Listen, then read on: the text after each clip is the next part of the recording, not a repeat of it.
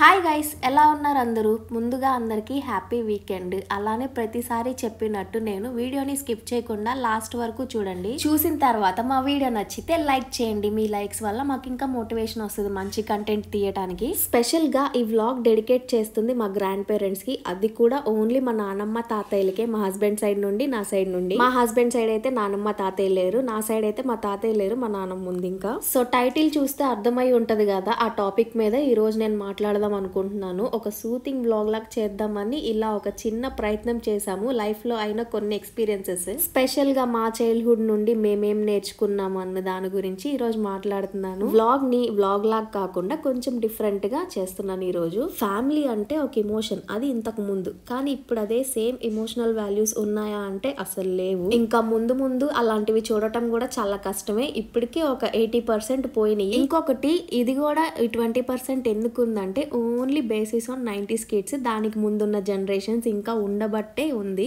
ఎందుకంటే ఈ 90s kids ఒక ఇమోషనల్ ఫూల్స్ అని చెప్పొచ్చు. అందులోనూ ఓన్లీ ఫస్ట్ జన్ ఆ 90s కిడ్స్ లో కూడా, తర్వాత వచ్చిన వాళ్ళకి కూడా అంతగా లేదనుకుంటున్నాను. ఇమోషనల్ ఫూల్స్ అని ఎందుకు అంటున్నా అంటే ఫస్ట్ పుట్టిన వాళ్ళకి అన్ని బాగా నేర్పిస్తారు కదా, నెక్స్ట్ పుట్టే వాళ్ళందరికీ మీరే ఆదర్శంగా ఉండాలి, వాళ్ళని మీరే చూసుకోవాలి. అంటే మన లైఫ్ మన చేతుల్లో ఏముండదు, నెక్స్ట్ వాళ్ళ కోసమే బతుకుతున్నాం అన్నట్టు చేసేవాళ్ళు మనల్ని. సో ఇప్పుడు మనలాంటి వాళ్ళని సెల్ఫిష్ అవ్వాలన్నా కానీ అవ్వలేము. ఎందుకంటే మనం చిన్నప్పటి నుండి అలాంటి ఎన్విరాన్మెంట్ లో పెరిగాం కాబట్టి మన మైండ్ సెట్స్ ఇంకా అంతే ఉంటాయి. ఇవన్నీ నేర్పించింది అసలు మన పేరెంట్స్ కూడా కాదు, నానమ్మ తాతయ్యలు. ఎందుకంటే మేమిద్దరం, స్పెషల్ గా నేను మా హస్బెండ్, వాళ్ళిద్దరి దగ్గర పెరిగాం చిన్నప్పుడు. మాక్సిమం నేనైతే టోటల్ గా మా నాన్నమ్మ దగ్గరే పెరిగాను చిన్నప్పటి నుండి. అందుకే మాకు కొంచెం ఇమోషనల్ అటాచ్మెంట్స్ అనేవి ఎక్కువ ఉంటాయి. అవి త్వరగా పోవాలన్నా కానీ పోవు. మా హస్బెండ్ అయితే ఒక టోటల్ స్టోరీ డిఫరెంట్ గా ఉంటది, వాళ్ళ సైడ్ నుండి జరిగినవన్నీ చెప్పేది. నాది ఇంకొక డిఫరెంట్ స్టైల్ అన్నమాట. మేము మాట్లాడుకునేటప్పుడు మామూలుగా షేర్ చేసుకుంటూ ఉంటాం కదా. ఈ నానమ్మ తాతయ్యలు అనే వాళ్ళు ఎంత నేర్పించారంటే అసలు లైఫ్ లో వీళ్ళకి ఎంత థ్యాంక్స్ చెప్పుకున్నా కానీ తక్కువే. ఈ రోజుల్లో చదువుకున్న వాళ్ళకి కూడా అంత నాలెడ్జ్ ఉండట్లేదు.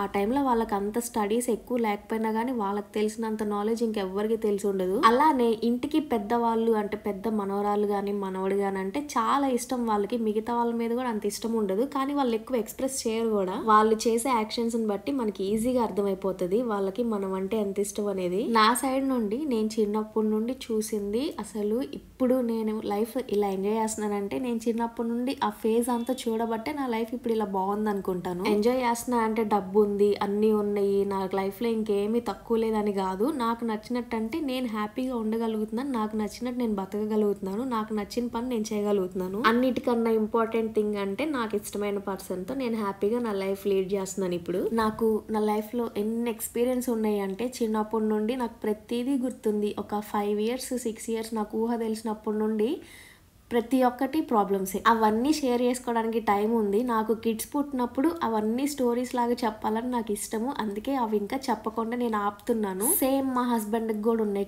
కొన్ని స్టోరీస్. కాకపోతే ఏంటి డిఫరెన్స్ అంటే జెండర్. నేను అమ్మాయిని, మా హస్బెండ్ అబ్బాయి. అబ్బాయిల కంటే బయటికి వెళ్తారు, వాళ్ళు ఇష్టం వచ్చినట్టు ఉంటారు, కానీ అమ్మాయి అంటే అంత ఉండదు కదా. ఆ ప్రాబ్లమ్స్ అన్నిటిని తప్పించుకోవడానికి మెయిన్ నాకు కంఫర్ట్ జోన్ ఎవరంటే మా నాన్నమ్మే. ఇప్పుడు సేమ్ అదే మా నాన్నమ్మ నన్ను సపోర్ట్ చేస్తుందా అంటే సపోర్ట్ చేయట్లేదు. వాళ్ళ లైఫ్ లో వాళ్ళు బిజీగా ఉన్నారు, నా లైఫ్లో నేను బిజీగా ఉన్నాను. కానీ నా పెళ్ళయ్యేంత వరకు నేను ఎలా ఉన్నాను, నా ఎక్స్పీరియన్సెస్ ఏంటి, మా నాన్నమ్మ నాకు ఏం నేర్పించింది అనే దాని గురించి నేను చెప్తున్నాను. ఎన్ని ప్రాబ్లమ్స్ వచ్చినా, ఎంత పెద్దది వచ్చినా కానీ ఓర్పు అనేది మెయిన్ ఇంపార్టెంట్ అన్నది మాత్రం నేర్చుకున్నాను. ఓర్పు సహనం ఎంత ఉంటే తర్వాత ముందు రోజులు అంత బాగుంటాయి అని అర్థం. నేను ఎప్పుడు అడుగుతాను, చిన్నప్పటి నుండి నా నోటి నుండి వచ్చేది ఒక డైలాగ్ మా నాన్నమ్మని, ఇంకెప్పుడు పోతాయి నానమ్మ ఈ ప్రాబ్లమ్స్ అంటే ఇంకొక 4 years, ఇంకొక 4 years అని డిలే చేసుకుంటూ వచ్చేది. నాకు అప్పుడు అర్థమయ్యేది కాదు. ఇప్పుడు లైఫ్ లో ఎక్స్పీరియన్స్ అవుతుంటే తెలుస్తుంది ప్రాబ్లమ్స్ అనే వాటికి ఒక టైం ఉండదు, ఏముండదు, ఎప్పటికీ సాల్వ్ అవ్వని తెలిసింది. ఇంకొకటి మా తాతయ్య నేను 4th standard లో ఉన్నప్పుడు చనిపోయారు. ఆ టైంలో మా మమ్మీ ఎంత ఏడ్చిందంటే మా తాతయ్య గురించి చెప్పుకొని. ఆ టైంలో మామయ్య అనే వాళ్ళు ఒక మెయిన్ రోల్ ప్లే చేస్తారు కదా ఇంటి కోడళ్ళకి. అది ఎక్కడైనా కామన్, అత్త కోడళ్ళకి అనేది పడదు, కానీ మెయిన్ హెడ్ ఎవరంటే ఇంటికి పెద్ద అయినా మామయ్య అనే వాళ్ళు ఉంటారు కదా, వాళ్ళు ప్లే చేసే రోల్ బట్టే ఉంటది. మా తాతయ్య ఎప్పుడైతే చనిపోయారో అక్కడ నుండి అస్సలైన ప్రాబ్లమ్ స్టార్ట్ అయినాయి మా ఫ్యామిలీలో. దాని తర్వాత స్ట్రాంగ్ పిల్లర్ ఎవరంటే మా నాన్నమ్మ. నాన్నమ్మే. మేము ఇంతవరకు చదువుకున్నాం, నేను బీటెక్ కంప్లీట్ చేశాను, దాని తర్వాత ఫర్దర్ స్టడీస్ కోసం కూడా నేను ట్రై చేశానంటే మా నాన్నమ్మ ఎంకరేజ్ చేయబట్టే. మా ఇంటి పెద్ద మా తాతయ్య చనిపోయాక మొత్తం బర్డెన్ అంతా మా నాన్నమ్మ మీదకే వచ్చింది. ఫ్యామిలీలో ఎన్ని క్లాషెస్ వచ్చినా కానీ మెయిన్ మా నాన్నమ్మే అన్ని తీసుకొని గొడవలన్నిటికీ ఆమె బాధపడుతూనే ఫ్యామిలీ మొత్తాన్ని ముందుకు నడిపించింది. సేమ్ మా హస్బెండ్ విషయంలో కూడా వాళ్ళ నాన్నమ్మ తాతయ్య చాలా ఇంపార్టెంట్ రోల్. ఎందుకంటే వాళ్ళ నాన్నమ్మ తాతయ్య కష్టపడి ఒక ఇల్లు కట్టించారు. కానీ వాళ్ళ తాతయ్య చెప్తా ఉండేవాళ్ళంట, ఈ ఫ్యామిలీస్ని అసలు దగ్గరకు కూడా రానివ్వకండి, వాళ్ళు వస్తేనే ప్రాబ్లమ్స్ వస్తాయి మనకి అని చెప్పి వాళ్ళు కష్టపడి కట్టించిన ఇల్లు కూడా సేమ్ అదే పర్సన్స్ అమ్మేశారు. వాళ్ళ నానమ్మ తాతయ్య చనిపోయారో లేదో ఆ ఇంటిని కూడా అంతే అమ్మేసుకున్నారు. ఎంతో మంది గ్యాంబ్లింగ్ చేసి. మా హస్బెండ్కి ఇంకా ఒక మేజర్ ఏజ్ కూడా రాలేదు. అదంతా ఇప్పటికీ గుర్తొస్తే మా హస్బెండ్కి ఎంత కోపం వస్తుందంటే, అప్పుడు ఆ టైంలో నాకు ఏజ్ లేదు కాబట్టి వాళ్ళు అలా చేయగలిగారు. అదే సేమ్ ఇప్పుడు ఉండుంటే అసలు ఒక్కొక్కరు పని చెప్పేవాడిని అని చెప్పి ఎప్పుడు కోపం వస్తుంది. వాళ్ళ నానమ్మ అయితే మా హస్బెండ్ని వారానికి ఒకసారి పిలవడం, వాళ్ళ తాతయ్యకి చేసిన చికెన్ కర్రీలో నుండి మా హస్బెండ్ కోసం పక్కగా తీసి పెట్టడం. వారానికి ఒకసారి అంటే దూరంగా ఏమి ఉండరు, ఒకే ఇంట్లో ఉంటారు. కానీ మా టైంలో మన పేరెంట్స్ నానమ్మలకి పడేది కాదు కదా, ఎంత పిలిచినా కానీ గ్రాండ్ పేరెంట్స్ దగ్గరికి వెళ్ళొద్దు అని చెప్పి ఒకటి పెట్టే వాళ్ళు రూల్స్. వాళ్ళకి తెలియకుండా దొంగచాటుగా మనం వెళ్ళి కలుస్తూ ఉండేవాళ్ళమి. ఇప్పుడు అలాంటి నానమ్మ తాతయ్యలు చూడటం కూడా చాలా రేర్ అయిపోయింది. ఎవరికి వాళ్ళు సెల్ఫిష్ లైఫ్లు అయిపోయినాయి. నేను ఇంకా ఒక్క సైడే అనుకుంటున్నాను, ప్రతి చోట ఎటు వెళ్ళినా కానీ ఇవే డిస్కషన్స్ ఫ్యామిలీస్ లో ఇదే తీరి నడుస్తుందని నాకు అప్పుడు అర్థమైంది. అందుకే ఇండిపెండెంట్ లైఫే చాలా బెస్ట్ ఫ్యామిలీస్ తో కలిసి ఉండే కన్నా. అందుకే మేము స్టార్టింగ్ నుండి కూడా పక్కన ఉండి మా లైఫ్ మేము ముందుకు నడిపించుకుంటా ఉన్నాము. అది కూడా మాకు ఎవరు నేర్పిలేదు. పెళ్ళయ్యాక అబ్బాయి ఇంటిని ఎలా నడిపించాలి అని చెప్పి మనీ మ్యాటర్స్ లో కానీ ఫ్యామిలీని ఎలా ముందుకు తీసుకెళ్లాలని ఎవరు మా హస్బెండ్ నేర్పిలేదు. నాకు ఇంటిని ఎలా సర్దుకోవాలి, ఇంట్లో వంటలు ఎలా చేసుకోవాలి, స్టార్టింగ్ నుండి రానప్పటి నుండి అన్నం ఎలా వండాలని చెప్పి ఎవరు నేర్పిలే. అంతా ఇద్దరం కలిసి నేర్చుకున్నాము. స్టార్టింగ్ లో కొంచెం కష్టం అనిపించేది ఆ టైంలో. కానీ ఒక్కసారి వీళ్ళు మాకేం నేర్పించారు అని చెప్పి ఒక్కసారి ఆలోచిస్తే అంతా ఈజీ అయిపోయేది మాకు లైఫ్. ఆ టైంలో వాళ్ళు ఎన్ని ప్రాబ్లమ్స్ పడ్డారు మా నాన్నమ్మ తాతయ్యలు అని చెప్పి.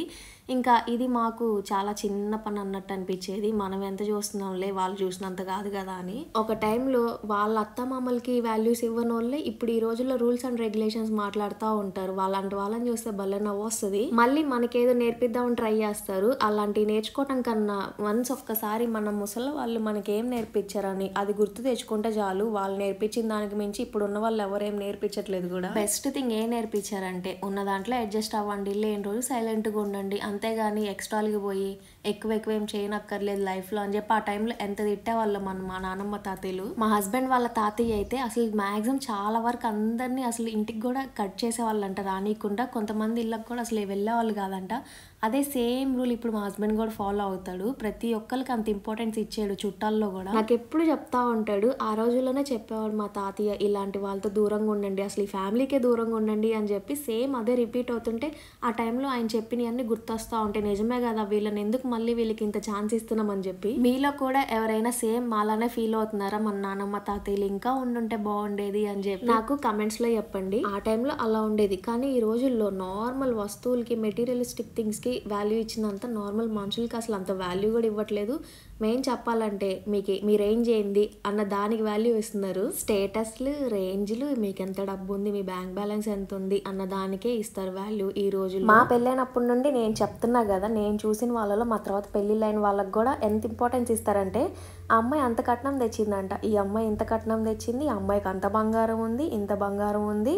ఇంకా అదే వాళ్ళకి మెయిన్ వాళ్ళ బిహేవియర్ ఏంటి, వాళ్ళ క్యారెక్టర్తో ఇంపార్టెన్స్ అంత లేదు. వాళ్ళు మొహాన్ని ఎంత చండాలంగా తిట్టినా, వాళ్ళకి వాల్యూ లేకుండా మాట్లాడిన పెద్దవాళ్ళతో, కానీ వాళ్ళంటే ఒక చాలా ఇష్టము. ఎందుకు, మనీ తెచ్చింది, బంగారం తెచ్చింది అని. కానీ మా నాన్నమ్మ తాతయ్య వాళ్ళు వాళ్ళ కోడల్ని ఎలా తెచ్చుకున్నారంటే, వాళ్ళకి ఎంత ఆస్తులు ఉన్నాయి అని చూడలే, ప్రతి ఒక్కరికి ఎదురుగా వీళ్ళే బంగారం పెట్టి ప్రతి కోడల్ని తెచ్చుకున్నారు. వాళ్ళని అంతే బాగా చూసుకున్నారు. మాకు ఒక వయసు వచ్చాక మమ్మల్ని బాగా చూసుకుంటే చాలు, టైంకి ఒక ముద్ద అన్నం పెడితే చాలు, ఇంటిని బాగా నడిపిస్తే చాలు ఇంటి కోడలు అని చెప్పి వాళ్ళు అదే విధంగా ఆలోచించేవాళ్ళు. కానీ ఇప్పుడు అలా కాదు, ప్రతి ఒక్కటి మెయిన్ వాళ్ళే అన్ని లీడ్ చేయాలి, ఇంటి కొడుకు కోడలు కూడా కాదు. ఆ రోజుల్లో పిల్లల మాటలకు కూడా రెస్పెక్ట్ ఇచ్చేవాళ్ళు. వాళ్ళు ఏం చేయాలనుకుంటుంటే వాళ్ళకి సపోర్ట్ చేసేవాళ్ళు. కానీ ఈ రోజుల్లో వాళ్ళు ఒక పని చేద్దామంటే వాళ్ళకి మళ్ళీ రివర్స్, వాళ్ళకి నచ్చినట్టే చేయాలి. ఇంకొక కామెడీ విషయం ఏంటంటే, ఆ టైంలో మన నాన్నమ్మ తాతయ్య వాళ్ళు వాళ్ళ ఇంటి పెద్ద కొడుకు అంటే ఒక భయం ఉండేది, ఒక రెస్పెక్ట్ ఉండేది.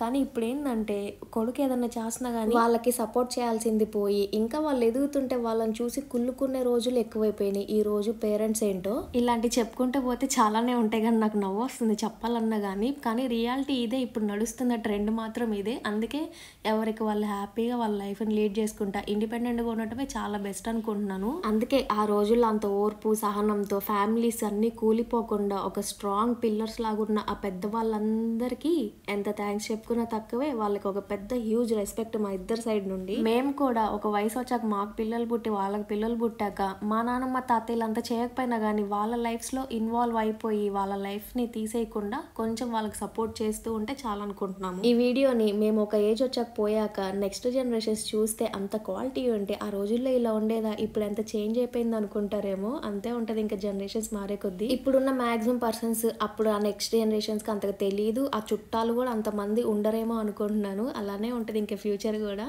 వీడియో నచ్చితే లైక్ చేయండి, కొత్తగా ఎవరైనా చూస్తుంటే ప్లీజ్ సబ్స్క్రైబ్ చేసుకోండి. నెక్స్ట్ వీడియోలో కలుద్దాం, బాయ్.